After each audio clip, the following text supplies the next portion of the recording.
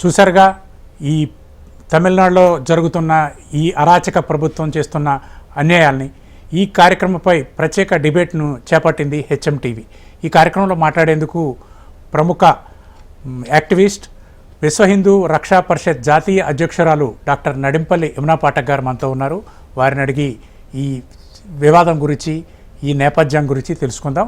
అలాగే doctor B N Ramesh గారు, west Bengal విశ్రాంత డీజీపీ, ప్రముఖ ఐఏఎస్ గారు కూడా ఉన్నారు. ఐపీఎస్ ఉన్నారు. వారిని అడిగి మరిన్ని విశేషాలు తెలుసుకుందాం. మేడం, రమేష్ గారితో మాట్లాడతారా? నమస్తే అండి. ముందుగా జాగోరే జాగోకి స్వాగతం, సుస్వాగతం.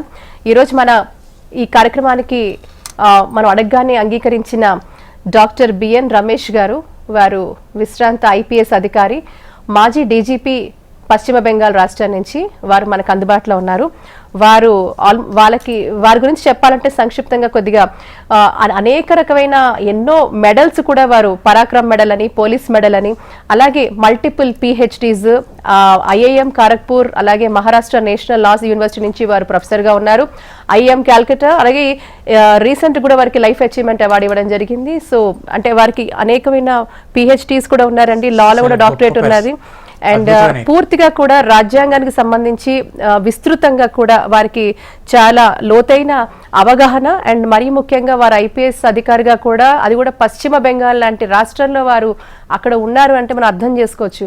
మరి అలాంటి రాజకీయ ఒత్తిళ్లు చాలా ఎక్కువగా ఉంటాయి. అలాంటి ఒక అద్భుతమైన మహనీయమైన వ్యక్తి మనకి ఈరోజు ప్యానెల్లో ఉన్నారు. అలాగే మనతో పాటు డాక్టర్ నేరెళ్ల మల్యాద్రి గారు కూడా ప్యానెల్లో ఉన్నారు. వారు రిటైర్డ్ డిస్ట్రిక్ట్ జడ్జి గారు. వారు కూడా సుప్రీం కోర్టు అడ్వకేట్ గా చేస్తున్నారు. అలాగే కాసేపట్లో మనకి రంగనాయకులు గారు కూడా జాయిన్ అవబోతున్నారు. తమిళనాడు బీజేపీ మీడియా ప్రెసిడెంట్ గా ఉన్నారు. వారు కూడా మనతో జాయిన్ అవబోతున్నారు.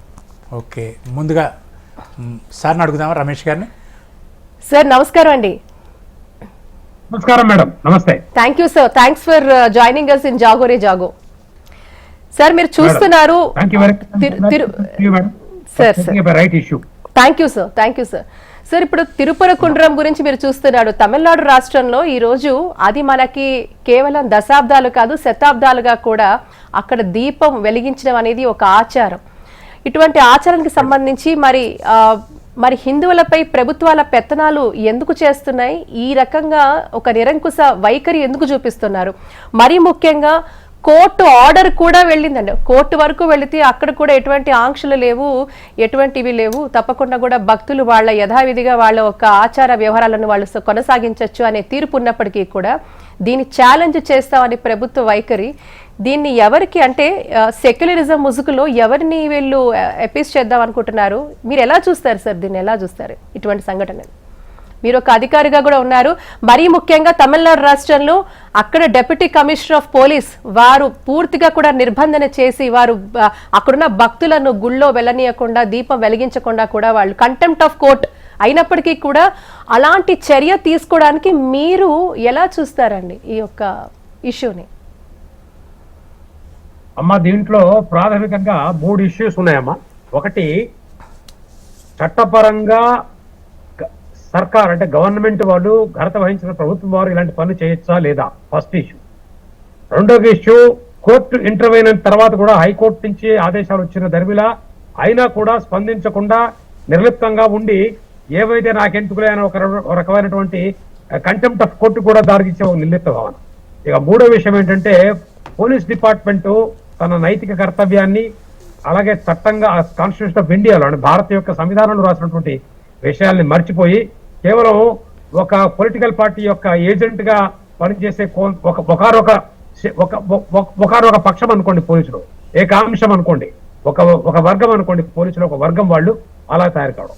ఈ 3 ప్రజల్ని చాలా బాధలు పెడుతున్నాయనే దాంట్లో ఎలాంటి సందేహం లేదు. ఈ బాధ నుంచి ప్రజలు మేలుకొని ఒక్కటై కులాల వారీగా, జాతుల వారీగా వాళ్ళు విభజించుకోకుండా మన యొక్క సనాతన ధర్మం యొక్క కల్చర్ ని వాళ్ళు గుర్తుపెట్టుకోవాలి. మరొక విషయం చెప్తానమ్మా, ఇది కేవలం హిందూ ధర్మానికి సంబంధించింది కాదు. ఈ ఆలయాలన్నీ కూడా ఏర్పడినప్పుడు ఎంతో పురాతనమైన ఆలయాలు, వేల సంవత్సరాల ముందు ఆలయాలు. ఆ రోజున ఒక సనాతన ధర్మం తప్ప ఇంకొక మతం లేదు ప్రపంచంలో. ఆ తర్వాత వచ్చినటువంటి మతాలు, ముఖ్యంగా మన ఇబ్రాహిమిక్ రిలీజియన్స్ అనుకోండి, మన దేశంలో ఉన్నటువంటి 2 మతాలు, అవి ఒకటి ఇస్లాం అండ్ ఒకటి క్రిస్టియానిటీ అనుకోండి. అలాగే దాని ముందు మనలో కూడా కొన్ని బౌద్ధ మతం, తర్వాత జైన మతాలు ఇవన్నీ వచ్చాయి. అవి కూడా కాంట్రడిక్షన్స్ లేవు. కానీ ఒక ఆలయం, ముఖ్యంగా నాకు చాలా విచిత్రం అనిపించింది ఏంటంటే, తమిళనాడు గవర్నమెంట్ యొక్క ఆ ముద్ర, రాజముద్ర, అదే ఒక ఆలయం. మీరు చూస్తే ఆ ఆలయాన్ని రాజముద్రగా పెట్టుకున్నటువంటి తమిళనాడు గవర్నమెంట్ ఈ రోజున ఒక పర్టికులర్ పొలిటికల్ పార్టీ యొక్క నేతృత్వంలో నడుస్తున్నది. వాళ్ళు గమనించాల్సింది ఏంటంటే, party and government are 2 different things అమ్మా. రాజధర్మాన్ని నిర్వర్తించిన పొలిటికల్ పార్టీకి ఎలాంటి మనుగడ లేదు అన్నది 80 ఏళ్ల భారత యొక్క రాజకీయ చరిత్ర పలుమార్లు ఎలుగెత్తి చాటిన సత్యం. ఆ సత్యాన్ని ఫారిన్ డిక్టేటర్స్ పేరు పెట్టుకున్నటువంటి కొంతమంది పొలిటికల్ నాయకులు విస్మరిస్తున్నారు. అంటే వినాశకాలే విపరీత బుద్ధి అని తప్ప మరొకటి ఈ జాతి అనుకోదని నాకు అనిపిస్తుంది. సార్, ఇక్కడ ఒక చిన్న విషయం సార్. ఇక్కడ మీరు చూడండి, ప్రభుత్వాలు ఈ రోజు ఒక ప్రభుత్వం ఉంటుంది, మరొక ప్రభుత్వం రేపు రావచ్చు.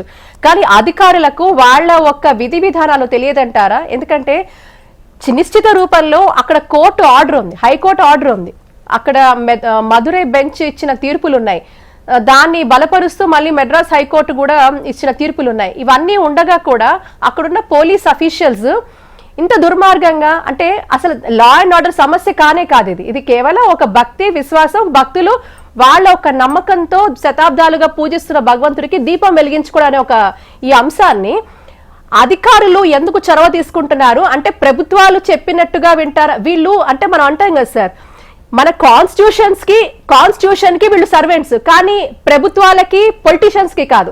మరి అలాంటి ఆ అధికారంలో ఉన్న అంతటి పవిత్రమైన డిపార్ట్మెంట్ లో ఉన్న వాళ్ళు ఈ రోజు ప్రభుత్వాల మాట విని రాజ్యాంగ విరుద్ధంగా వెళ్తే ఇది నేరంగా పరిగణనలోకి వస్తుందంటారా? వాళ్ళని సస్పెండ్ చేసే అవకాశం ఉందంటారా?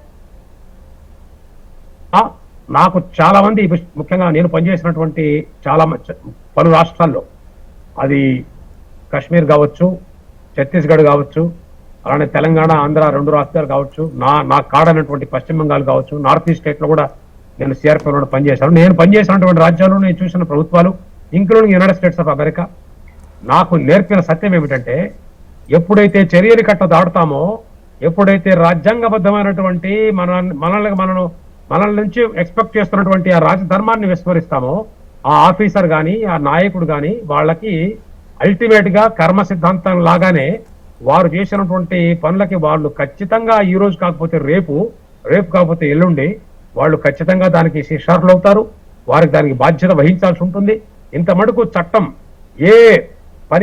ఏ చట్టాన్ని వ్యతిరేకించి, లేదా ఇది ప్రభుత్వం చేసిన పని కాదమ్మా, ప్రభుత్వాన్ని నడిపిస్తున్నటువంటి కొన్ని మాఫియా శక్తులకు తలనొగ్గి, అలాంటి మాఫియా శక్తులకి కొమ్ము కాసే ఏ పోలీస్ ఆఫీసర్ అయినా అతను మాఫియానమ్మా, అతని పోలీస్ ఆఫీసర్ అండం పోలీసు డిపార్ట్మెంట్ కి ఒక అవమానం. అలాంటి వ్యక్తుల మీద చట్టం ఖచ్చితంగా చర్య తీసుకుంటుంది.